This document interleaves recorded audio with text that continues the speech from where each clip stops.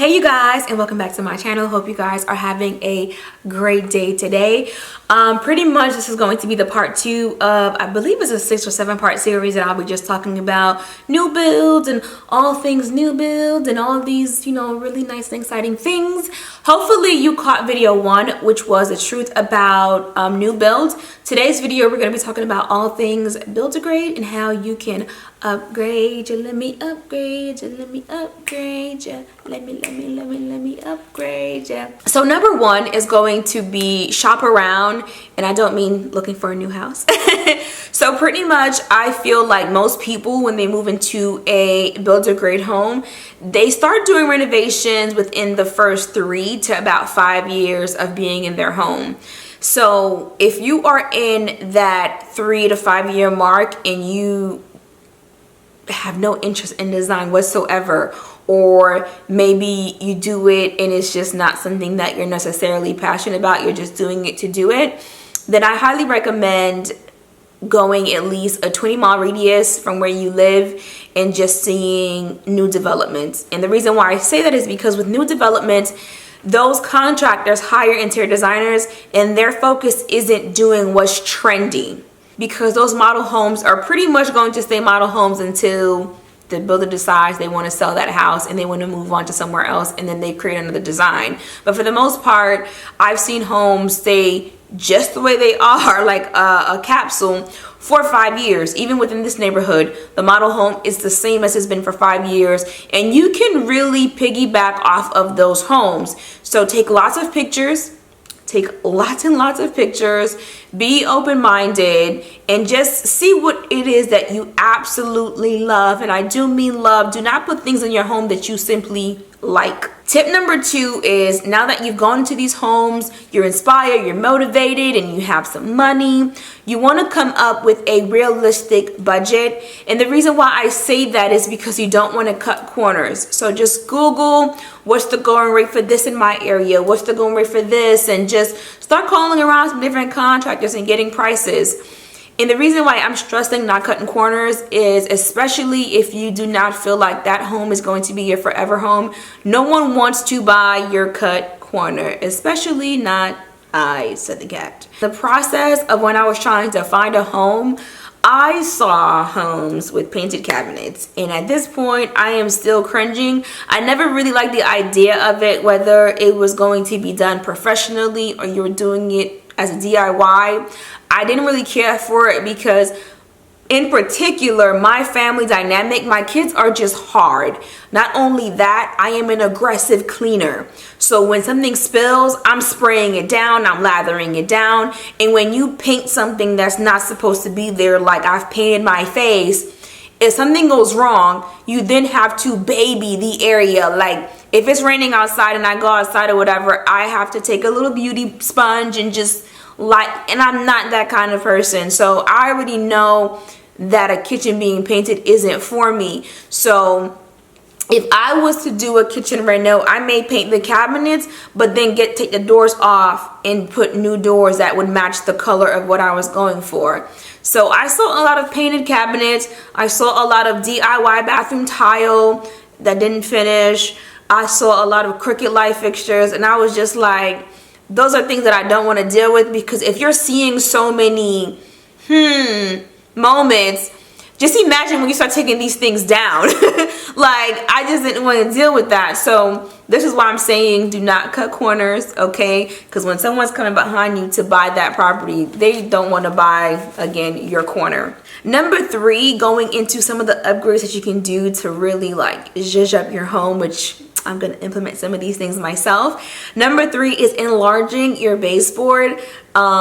When you're building a home, again, they're trying to cut corners, trying to save as much money as possible. So they're going to skimp on everything. A really great tip to do for your trim, and I might insert a picture so that way you guys can see it. You would take a smaller piece of trim and just line it underneath and put a space of about maybe 2, you can even do 3 inches. That would automatically thicken up your crown molding with you not having to necessarily tear it down. For me personally, I asked not to get crown molding at all whatsoever because I didn't want what they were offering to me, and I was not willing to pay the extra 4 or 5 grand for the upgrade, and it was only going to be for downstairs.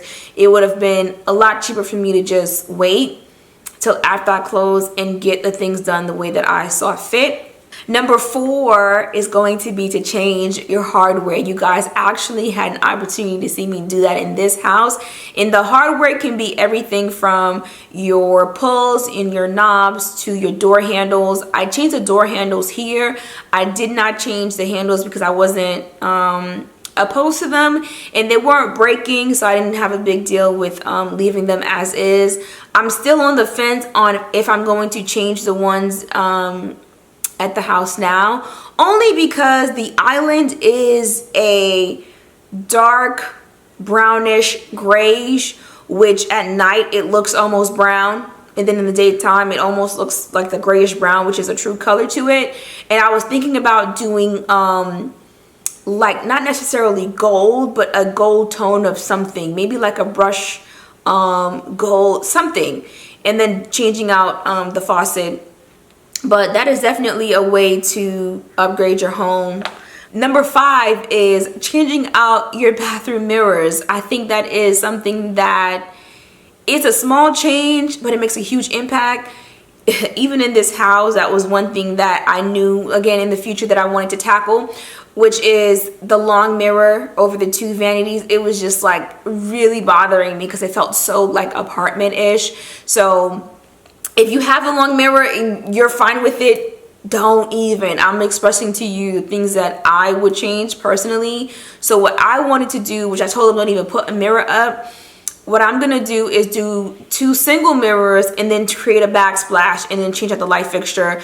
That way it creates a really, really grand and custom look. If you go into a model home, they don't even have that long mirror in the bathroom because they're selling to you an illusion on the premise that you're gonna buy.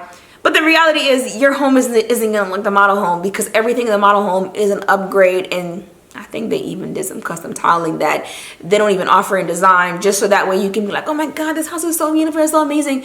Then when you sit down to do these upgrades, it's like, yeah, 6,000, 8,000, 12,000, 10,000, and you're like, no, I don't want that, I don't want that. And then when you move in, you're in a basic house and it looks nothing like the model home.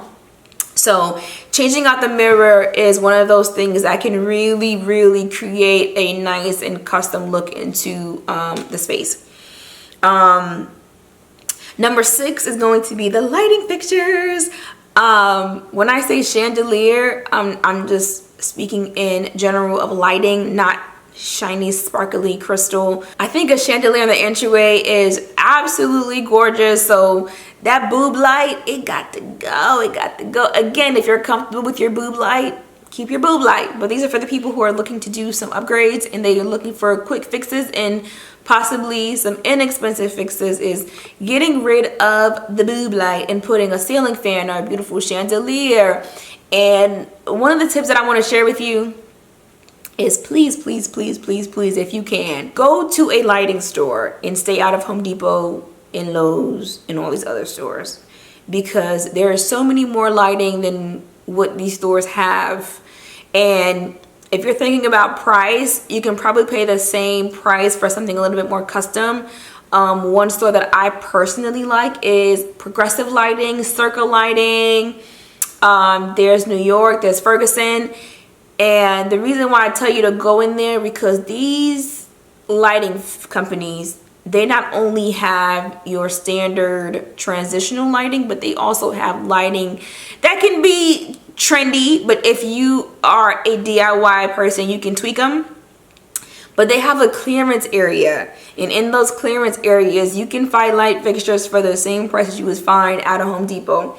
And you guys already know I am an avid Home Depot shopper, but there's just certain things that I do not go in there for, and one of those things is lighting. Although my closet lighting did come from Lowe's and I still love that light, but I am 100% looking forward to obtaining a different light fixture. Number 7, since we're on the topic of light fixtures anyway, number 7 is lighting. So for me, the kitchen, the living room, which are, I would consider to be the heart of where a lot of the thing goes on in the family, I decided and opted to do daylight bulbs. You don't have to necessarily have them all over your house, but I personally like them. And on top of that, me being on social media, it just depicts the true color of everything and anything. So the only areas that don't have daylight is the kids' rooms, and even in the master, there's 4 recessed lights, and then you have your main lighting. The main lighting is the soft white, and the recess is the daylight. So if I'm in there and I'm doing something, I will turn on the recess and I have the daylight, and then when I'm ready to go to bed, I'll do the soft white. So you can kind of manipulate it that way also, if you have that luxury of having that type of light in your bedroom. But if not, and you're comfortable with the soft white, do it. But I personally love daylights, and I'll see if I can leave right here what I use. I do go to Home Depot, so you know that. Number 8, and I see a lot of people do their homes, like design their home, and they don't paint the walls. And I know if you have a new build, that means your walls are flat. And honestly, I would rather paint the house before I get furniture. And I say that because that flat paint, it's just not forgiving at all. Now, if you don't have any kids or pets or whatever, you can probably live with it and it's not a problem. But for me, with boys, they touch the walls, which is why the wainscoting ended up going up the steps. Like, they just touch everything up under the sun. So painting the walls should probably be like number 2 on the list to do, especially if you have flat paint. And definitely if you're in a new build and you're in that 3-year mark, you want to look at the walls for seams, and you want to go ahead and hire someone, not the person who's painting. I've learned this through this process of being in this house. Everyone has a task. So I have a drywall guy, and he does not paint. He focuses on drywall. That is his specialty. So he literally goes around the room and touch all the seams, fix all the nail pops, and then the painter comes in second to sand and then paint. You guys know that I painted the walls, but I did hire someone to do the drywall. I'm okay at it. I'm okay at it, but in the lower level, I wanted to be professionally done because I didn't want any imperfections on the wall. And when you start to paint over the flat paint, oh, you are going to see imperfections. That's why they paint with the flat paint, is so that way you can't see it and you think your walls are still perfect until you put some sheen on it, and then you see everything. Number 9 is treat your ceilings. And I say treat your ceilings because even in this house, I wanted to do some things, but I really couldn't. But in the new house, I'm definitely going to be doing some details. One of those things is the coffer ceiling in the office here. You can do trim work, you can paint your ceilings, you can do wallpaper, you can do a whole lot of things. Just don't limit yourself into just like one thing. You can do so much and just live within your home. And honestly, as long as you love it, then it's perfectly designed. That's all that really matters.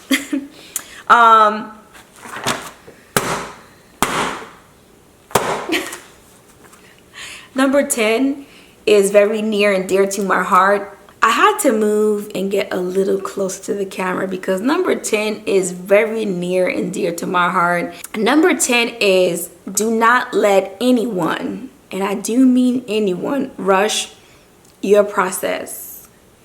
Period.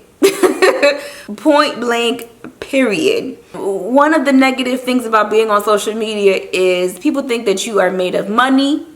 People think you just got it. And even if I do a haul of something for $1,000 or $500.